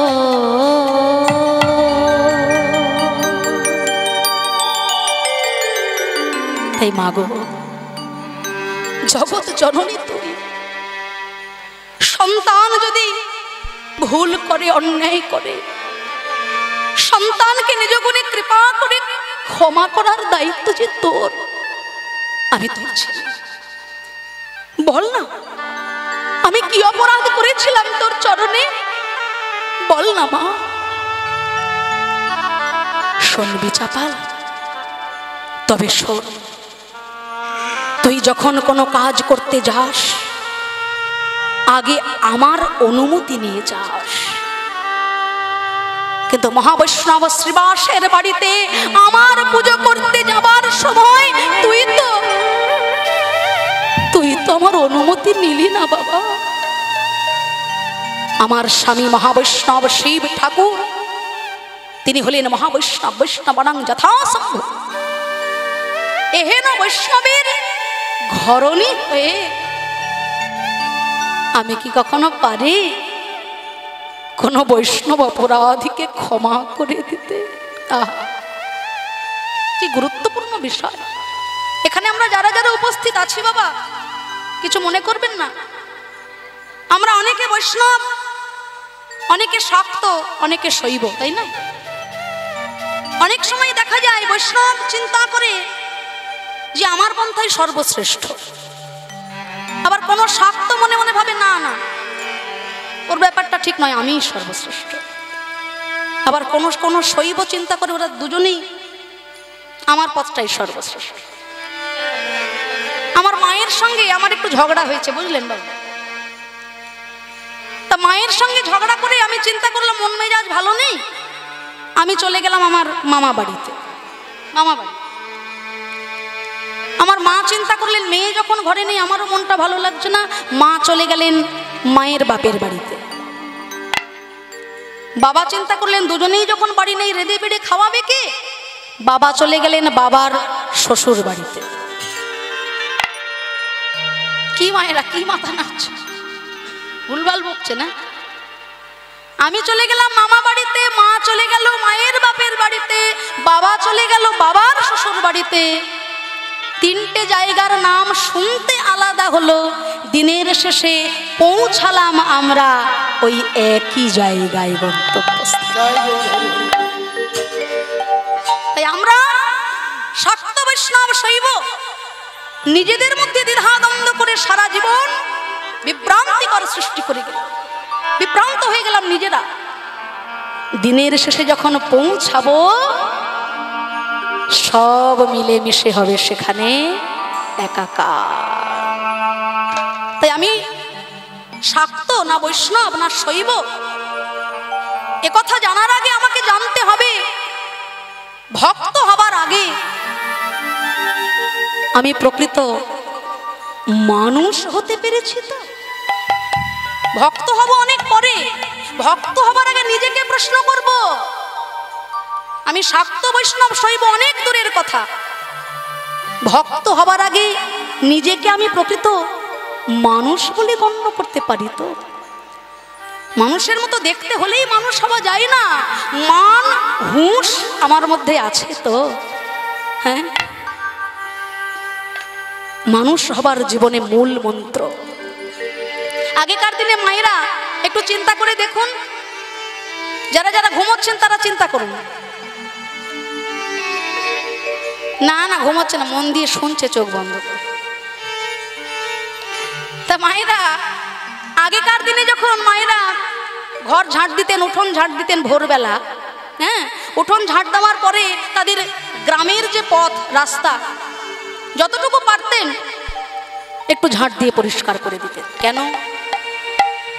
ওই রাস্তাটা আমার নয় কিন্তু আমাদের, গ্রামের মানে আমাদের।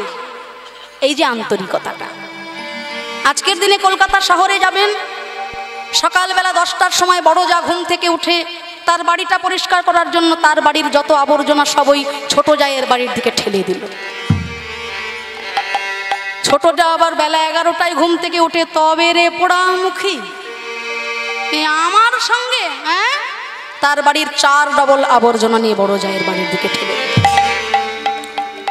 এদিকে ঠেলে আবার ও ওদিকে ঠেলে। এ বলে আমায় দেখ, ও বলে আমায় দেখ। এই ঠেলা ঠেলি হলো আমাদের সংসার। আমরা ভুলে গেছি মানুষ হবার মন্ত্র। এই মানুষ হবার মন্ত্র মহামানব যারা তারা বলেছে। কি বলেছে? বহু রূপে সম্মুখে তোমার, ছাড়ি কোথা খুঁজেছ ঈশ্বর, জীবে প্রেম করে যেই জন, সেই জন সেবিছে ঈশ্বর। মানুষ আপন টাকা পর, যত পারিস মানুষ ধর। ঠাকুর রামকৃষ্ণদেব বলেছেন। আজকের দিনে উল্টো হয়ে গেছে, টাকা আপন মানুষ পর, যত পারিস টাকা ধর। তাতে ভাই ভাইকে খুন করুক অসুবিধা নেই, ছেলে বাবাকে মেরে ফেলুক অসুবিধা নেই, যত পারিস টাকা ধর, তাই না? তাই ভক্ত হওয়া অনেক দূরের কথা। ভক্ত হওয়ার আগে নিজেকে প্রশ্ন করতে হবে, প্রকৃত মানুষ যেদিন হতে পারবো ভক্ত আপনা আপনি হয়ে যাওয়া হয়ে গেল। তাই জগৎ জননী মা বললেন, ওরে চাপাল, যতই তুমি আমার উপাসনা করো না কেন, বৈষ্ণবের প্রাণে ব্যথা দিয়েছ, সেই বৈষ্ণব যদি তোমাকে না ক্ষমা করে, তোমায় ক্ষমা করার সাধ্যি আমারও হবে না। ছুটে চলল চাপাল ঘরে অন্দর মহলে, নিস্তারিণী, ওগো নিস্তারিণী, দেখো দেখো আমার আমার সারাটা শরীর যেন জরায় জরা জীর্ণ হয়ে গেল। ওগো নিস্তারিণী, আমার আমার দিকে একবার তাকিয়ে দেখো। নিস্তারিণী বলে, স্বামী গো, লোকের ক্ষতি যে করে তাকে ব্যথা এইভাবেই পেতে হয়। এই জরাজীর্ণ শরীর নিয়ে তুমি মায়ের মন্দিরে থেকো না স্বামী। ওই তো আমাদের ঘরের একটু অদূরে পেছন দিকে ওই যে গোয়াল ঘর নিস্তারিণী। হ্যাঁ স্বামী, যতদিন না তোমার এই রোগটা সারে ওই গোয়াল ঘরে গিয়ে তুমি দিন কাটাও। যখন তোমার রোগ সারবে তখন না হয় ঘরে এসো। বাহ বাহ রে সংসার, এই কি সংসারের পরিণাম? আহা দারুণ সংসারে এসব চরিত্র দেখিয়া আমার পরাণে লাগিছে ভয়। নিস্তারিণী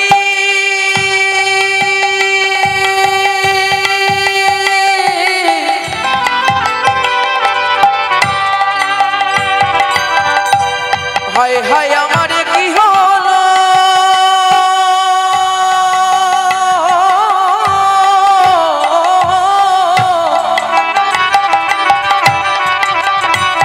ওই দারুণ সংসারে চরিত্র দেখিয়া পরাণে লাগিছে ভয়। কলিকাল সাপের মুখে সতিয়া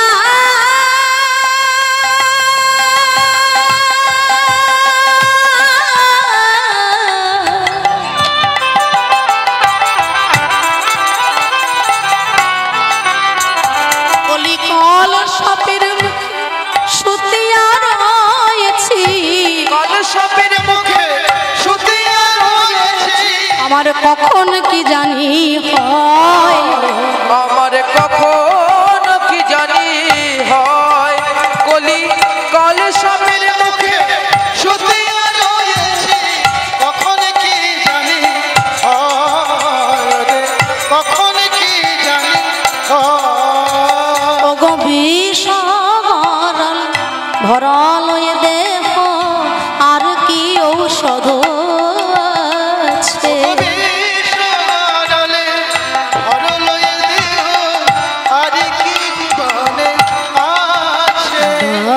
শ্রী অনন্ত কহ সাধু ধন্বন্তরীর চরণ শরণ পাছে। অনন্ত কহয়ে সাধু ধনন্তরী চরণ শরণ পাছে। সাধু সঙ্গ সর্বশাস্ত্রে কয়, লবামাত্র সাধু সঙ্গ সর্বসিদ্ধি হয়। আহা রে সংসার, এতদিন তোর জন্য জীবনটা আমি বিলিয়েছি, এতদিন ভেবেছি সংসার আমার, সংসার আমার, কিন্তু আজকে আমি জানলাম যার জন্য সারাটা জীবন বিলিয়ে দিলাম সেই সংসারে সংসার সংসার সংসার। এই জগৎটাকে ভগবান সৃষ্টি করেছেন, পশু পাখি কীট পতঙ্গ বৃক্ষ লতা সবই তার। ভগবান গাধাকে সৃষ্টি করে বলেছেন, ওরে গাধা জগতের বুকে যা, নিজ নিজ কর্ম কর, 50 বছর আয়ু দিলাম তোকে। গাধা বলে, ঠাকুর আমার কর্মটা কি? না সারা জীবন লোকের বোঝা বয়ে বেড়াবে। হ্যাঁ, লোকের বোঝা বয়ে 50 বছর কাটাবো? না না না, অতদিন আমি বাঁচতে চাই না দয়াময়। লোকের বোঝা বয়েই যদি জীবন কাটবে, বেশি দিনের দরকার নেই, আমাকে 30টা বছর বাঁচতে দিলেই যথেষ্ট। বেশ, ভগবান কুকুরকে সৃষ্টি করলেন, জগতের বুকে যা, প্রভুর দাসত্ব কর, প্রভু ভক্ত হয়ে প্রভুর সেবা করে জীবন কাটা। বলে, ঠাকুর আমার পরমায়ু কত? না 30 বছর তোকে আয়ু দিলাম। 30 বছর, 30 বছর ধরে প্রভুর দাসত্ব করবো, প্রভুর এঁটো খাবো? চাই না অতদিন বাঁচতে, 15টা বছর বাঁচলে আমার যথেষ্ট ঢের। বনের বাঁদরকে সৃষ্টি করলে, বলে তোরও একটা কর্ম আছে। কি কর্ম জানিস? এই ডাল থেকে ওই ডাল, ওই ডাল থেকে সেই ডাল লাফিয়ে লাফিয়ে বেড়াবে, আর তোর অঙ্গভঙ্গিতে লোকের মনোরঞ্জন হয়ে যাবে। তো বনের বাঁদর চিন্তা করছে, জীবনে আমার স্থায়ী বাস তো হলো না, এ ডাল থেকে ও ডাল লাফিয়ে যদি জীবনটা আমার কেটে গেল, আমার দরকার নেই 20 বছর আয়ু, 10টা বছর বাঁচলেই আমার জন্য অনেক। ভগবান সৃষ্টি করলেন মনুষ্য জাতি। ওরে মানুষ, সৃষ্টিকর্তার শ্রেষ্ঠ সৃষ্টি হলে তুমি জগতের বুকে যাও, মাথায় থাকবে অগাধ বুদ্ধি, সৎ পথে কাজে লাগাও, সুখে দুঃখে আত্মীয় পরিজন নিয়ে সংসারে জীবন যাপন কর। তা মানুষ আনন্দে হলো আত্মহারা, মাথায় অগাধ বুদ্ধি, সৃষ্টিকর্তার শ্রেষ্ঠ সৃষ্টি আমি, কতদিন বাঁচবো প্রভু? 20 বছর আয়ু দিলাম, জগতে যাও। 20 বছর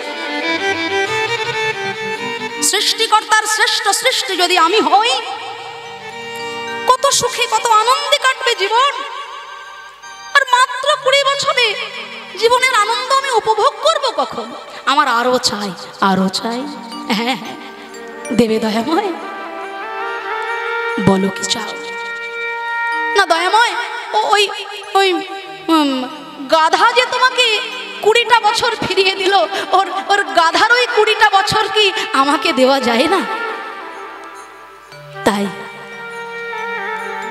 দিলাম।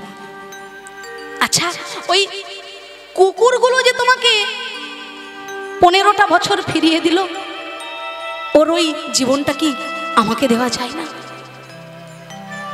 বেশ, তাই দিলাম। আচ্ছা, বনের ওই বাঁদরগুলোও তো তোমাকে 10টা বছর ফিরিয়ে দিয়েছিল, ওর ওই 10 বছরের আয়ুটা যদি আমি পেয়ে যাই, আমার আরো কত হবে? ভগবান চিন্তা করলেন, হাই রে মানুষ, বনের পশুগুলো নিজের ভালোটা বুঝতে পারলো, আর মানুষ হয়ে তুমি নিজের ভালোটা বুঝলে না। ভগবানের দেওয়া জীবনের প্রথম যে দিনগুলো আমি পার করলাম, ভেবে দেখুন তো কতটা আনন্দময় সেই দিনগুলো ছিল। পড়াশোনা, খেলাধুলা, বন্ধু বান্ধব, স্কুল কলেজ, সব থেকে বড় কথা মা বাবার কোলের আদর ভালোবাসা। যারা যারা ওই দিনগুলো পার করে এসেছে, তারা ভাবে সেই হারানো দিনগুলো যদি আবার ফিরে পেতাম। আহা, সব থেকে বড় কথা মা বাবার ভালোবাসা, স্নেহ, আদর, ছত্র ছায়া, এর থেকে বড় কিছু আর হয়? ওই সম্পদ যে কি সম্পদ, পিতামাতার মতো সম্পদ যে কত বড় সম্পদ, যাদের আছে তারা জানে না, যাদের হারিয়ে গেছে ওই সম্পদ, তাদের কাছে গিয়ে জিজ্ঞাসা করুন, তারা মর্মে মর্মে জানে। পিতা গুরু প্রথমেতে জনম যাহা হইতে, জননী প্রথম গুরু জানিহ সাক্ষাতে। ভগবান বলছে, আমি গুরু প্রথমে না, আগে মা বাবা। তাদের কৃপা ছাড়া আমার কাছে এলেও তোমার কোনো লাভ হবে না। কষ্ট করে বৃন্দাবন যেতে হবে না, কষ্ট করে মথুরা যেতে হবে না, কষ্ট করে কাশী ধামে যেতে হবে না। জীবন্ত ভগবান মা বাবাকে যদি খুশি করতে পারো, তীর্থধাম তোমার নিজের বাড়িটাই তৈরি হয়ে যাবে। তাই গৌর হরি বল, হরি হরি বল, হরি হরি। এই জীবন্ত ভগবান মা বাবার আদর ভালোবাসা স্নেহ ছত্র ছায়া। কিন্তু ভগবানের দেওয়া সেই দিনগুলো যখন আমার জীবন থেকে আস্তে আস্তে ধীরে ধীরে পার হয়ে গেল, পরবর্তীকালে যে জীবনটা আমি পেলাম, সেই জীবনটা আমি কার থেকে নিয়েছিলাম গো মায়েরা? হ্যাঁ, গাধা। শুনতে খারাপ লাগলেও জীবনটা আমার গাধার মতোই হলো কিনা? গাধা যেমন পরের বোঝা বইতে বইতে বইতে বইতে জীবনটা পার করে দেয়, তেমনি ভাবে আমিও সংসারের বোঝা বইতে বইতে এগিয়ে চলেছি। মনে একটাই বাসনা, এই বুঝি সুখের মুখ দেখব, এই বুঝি সুখ আসবে, এই বুঝি শান্তি আসবে।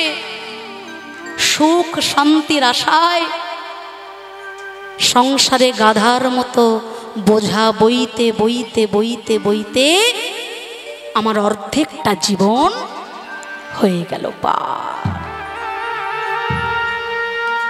তারপরে আমি যে জীবনটা পেয়েছিলাম সেটা নিয়েছিলাম কুকুর। কুকুর যেমন প্রভু ভক্ত, আজকে আমিও তেমন প্রভু ভক্ত।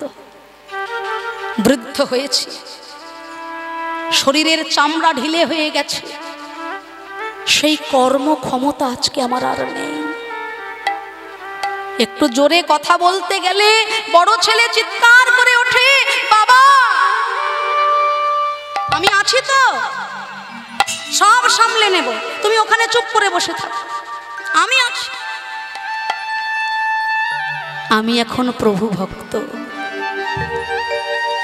প্রভুর দাস হয়ে হ্যাঁতে হ্যাঁ মিলিয়ে নাতে না মিলিয়ে জীবনটা কাটাই। পৃথিবীতে সব ছেলেই যে খারাপ আমি সে কথা বলতে আসিনি বাবা। ভালো আছে তাই আজও আকাশে চন্দ্র ওঠে, ভালো আছে তাই আজও সূর্য ওঠে, নদীতে জোয়ার হয়, ভাটা হয়, দিন হয়, রাত হয়।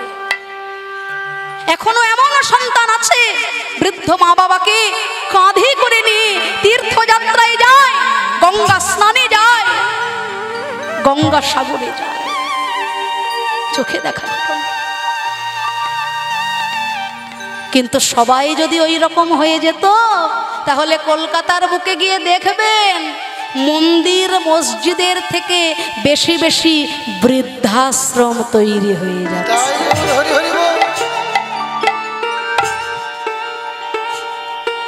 আর ওই বৃদ্ধাশ্রমে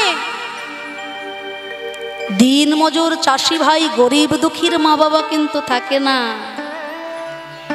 আমার মতো বড় বড় ডিগ্রিধারী মানুষের মা বাবাই কিন্তু এই জগৎ। তাই শুনতে আমার খারাপ লাগলেও এটাই বাস্তব, এটাই কলির প্রভাব। প্রভু ভক্ত হয়ে কাটলো জীবনের আরো কয়েকটা দিন। শেষের যে জীবনটা আমি পেলাম সেই জীবনটা নিয়েছিলাম বনের বাঁদর। বাহ, মায়েরা মনে রেখেছে, খুব সুন্দর। বাঁদরের যেমন স্থায়ী বাস হলো না জীবনে, বাঁদর যেমন এই ডাল থেকে ওই ডাল, ওই ডাল থেকে সেই ডাল ঘুরে ঘুরে তার জীবনটা কাটালো, আমারও শেষ দিন ঘনিয়ে আসছে। কোথায় এক ধারে বসে ভগবানের জপ তপ নাম করব সেই সৌভাগ্য আমার নেই। বড় ছেলের বাড়িতে 2 মাস, মেজ ছেলের বাড়িতেও 2 মাস, সেজ খোকার বাড়িতে 2 মাস। নিয়ম আমার বেঁধে দেওয়া আছে, 1 মাস বেশি কেউ আমাকে দেখবে না। এর বাড়ি ওর বাড়ি তার বাড়ি 2 মাস থেকে থেকে আর অঙ্গভঙ্গি করে নাতি নাতনিদের বিনোদন দিতে গিয়ে শেষের জীবনটা নিতাই গৌর হরি বল বলে চলে গেল।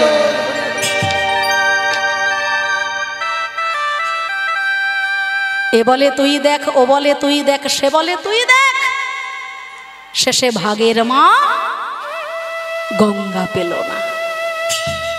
এই তো জীবন। তাই ওরে মন, কাল করে সো আজ কর, আজ করে সো আব। হরি বলবো কিন্তু সময় আছে। এই বয়সে কি কীর্তন শোনার বয়স? হ্যাঁ, এই বয়সটা কীর্তন শোনার, ও তো বুড়ো বুড়িদের শোনার জিনিস। এই বয়সে শুনে এখন কি করব?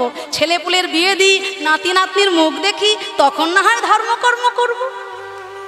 এই চিন্তা করে করে জীবনের আমার দিনগুলো চলে গেল। কখন যে চলে গেল প্রাণ পাখি, নিঃশ্বাসের কোনো বিশ্বাস নেই। তাই এখন স্তারিণী, এই যে শুধু আমার জীবনের পরিণামই এরকম তা নয়, আমাকে দেখে জগৎ শিখে নাও। সংসার সংসার করে জীবনটা তোমরা কাটিয়ে দেখো, শেষ জীবনে এসে দেখবে তাই জীবনে যদি সৎ পথ অবলম্বন করতে চাও, জীবনে যদি শান্তি পেতে চাও, জীবনে যদি আনন্দ পেতে চাও, কি করবে জানো?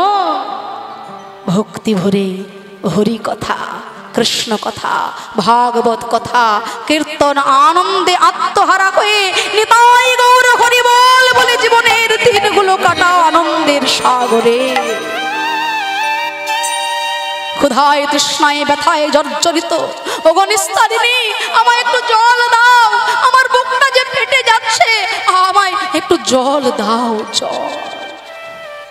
হ্যাঁ গো মায়েরা, স্বামীর হয়েছে কুষ্ঠ, এখন যদি ঘরের রূপোর গ্লাসে করে জল দিই ঠিক হবে? হবে? তাহলে কি করব? হ্যাঁ, সে কি কথা? নিস্তারিণীর মতো দু চারজন মা আবার এদিকেও এসেছেন দেখছি, তারা আবার বলছে নারকেলের মালা। বাহ বাহ বাহ, তা নিস্তারিণী আজকে কি করেছে গো? নারকেলের মালায় জল ভরে এনেছে, নারকেলের মালাতে জল মাটিতে রাখিল।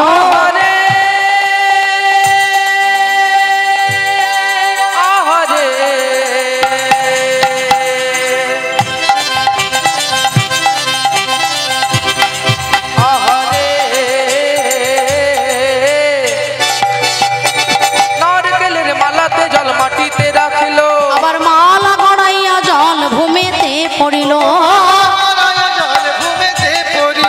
জল খাওয়া হলো না, বহু চেষ্টা করলো জল খাওয়া হলো না, ক্ষুধায় তৃষ্ণায় যন্ত্রণায় গোয়াল ঘরের এক কোণে চাপাল গোপাল হলো অচৈতন্য। নিস্তারিণী মনে মনে ভাবছে কোনো সাড়া শব্দও নেই, কোনো নরম চরণও নেই, বেটা আছে না গেছে? পটল তুলে ফেলেছে, সর্বনাশ। তাহলে হয়তো অল্পে লেটা চুকে গেছে, আমার আর কাজ নেই, রাতারাতি কালুয়া আর হাড়িয়াকে ডেকে আনি। বলি ও কালুয়া, এই হাড়িয়া, বলুন মা জননী। শোন শোন, বলুন। বলি আমার গোয়াল ঘরে একটা মরেছে। ও মা জননী, হ্যাঁ বলছি গোয়াল ঘরে তো গরু মরে, এই মাটি আমরা তো গরুর সৎ কাজ করি না। কি বলি বলুন তো? এখন যদি বলি স্বামী মরেছে গোয়াল ঘরে, আমার কি আর রক্ষে আছে? তাহলে কি বলি? স্বামী মানে হলেন ভর্তা, ভর্তা মানে যিনি ভরণ পোষণ করেন, আর ভরণ পোষণ করতে গেলে কাজ করতে হবে, তাই না? বাড়িতে বসে থাকলে তো আর সংসার চলবে না। বলি ও কালুয়া, বলুন। শোন বাবা, আমার বাড়ির কাজের লোকটা মরে গেছে। এইবার আমি পুরো বুঝে গেছি। হ্যাঁ, পুরো বুঝে গেছি, আপনাদের বাড়ির চাকরটা মারা গেছে, তাই তো? ছি ছি ছি ছি ছি, ও কথা শোনাও না। বলি চাকর নয়, চাকর নয়, কাজের লোক। এই হাড়িয়া, বলছি শোন, একজন মারা গেছে, মা জননী বলছে কি একজন মারা গেছে, তার সৎ কাজ করতে হবে। চল আমরা দুজন মিলে যাই, করে আসি সৎ কাজ। বেশ, চলো কাঁধে। বলো হরি, হরি বল, বলো হরি, হরি বল, বলো হরি, হরি বল, বলো হরি, হরি বল, বলো হরি। হরি বল। লহ না কৃষ্ণ না জপ না অবিরাম, হরি বল